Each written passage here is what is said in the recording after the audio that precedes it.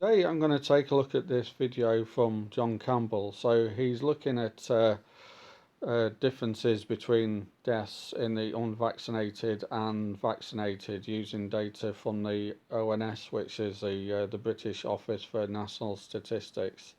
So I'll just play a clip from the start of the video because we don't need to look at the whole video to see the problem with this. Well, welcome to today's talk, Tuesday the 22nd of September. Now, for a long time we've wanted data that compares death rates in vaccinated against unvaccinated people, vaccines for COVID-19 versus people that weren't vaccinated against COVID-19. What's the difference? Now, I'm going to be presenting data today that seems to show that the death rates overall are actually higher in those that are vaccinated, which of course is the opposite to what we would expect. We would expect the vaccine to be protective. But it actually turns out from this data that overall deaths are higher in the vaccinated and lower in the unvaccinated. And we'll be trying to work out what's going on here. Now, clearly this can't be the vaccines that are causing harm, because we know our governments have told us that the vaccines are, got it written down somewhere, safe and effective.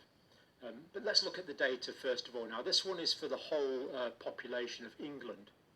Annus Horribilis is the horrible year. This is June 2022 to May 2023.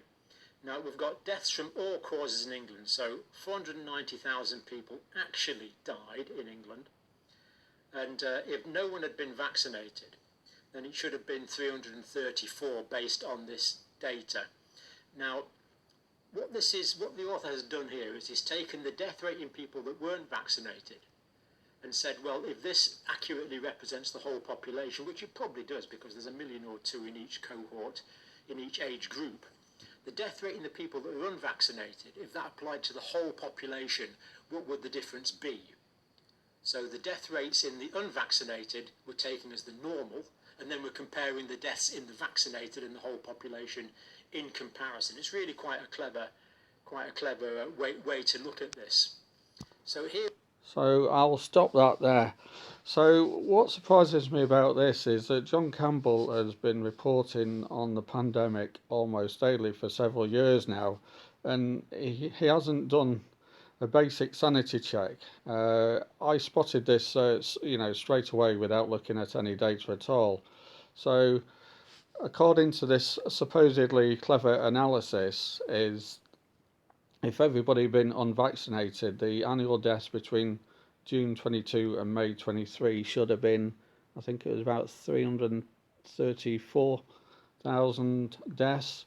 Now, of course, that doesn't add up whatsoever, because that is actually far lower than the annual deaths pre-pandemic. So this is just for England as well. If we go to this ONS page here, so this is pre-pandemic, calendar year 2019 for England and Wales. So if we look here, it says that in 2019 there were 530,000 deaths registered in England and Wales. Now the population of Wales is just over 5% of the combined population of England and Wales. So doing a kind of very crude pro rata adjustment on the deaths, you would expect then England in 2019 to have somewhere in the region of 500,000 deaths, give or take a few thousand. So if we go back to the video here, so this doesn't pass a basic sanity check. So the analysis that he's reporting, if you look at the rest of the video, I'll give the URL in the description. So this comes from somebody on Substack. Clearly there is a fundamental problem in their analysis, so you just can't take this seriously, because obviously before the pandemic nobody was vaccinated against COVID, and roughly we'd expect in England in the region of 500,000 deaths. Now, I know this particular analysis that John's giving does talk about the deaths between June and May the following year. So there may be a slight difference in that compared to a calendar year, but it's not going to be significant. I mean, I suppose the main thing between the the calendar year and June to May is that during the calendar year you'll get a bit of 2 winters, whereas with the other one it'll be all one winter, but it's not going to be a significant difference. So he should really have picked this up. I mean, somebody like me, I didn't even need to look at the figures to realise there's something, deeply wrong at this. And then I went to the ONS page just to confirm my recollection about deaths.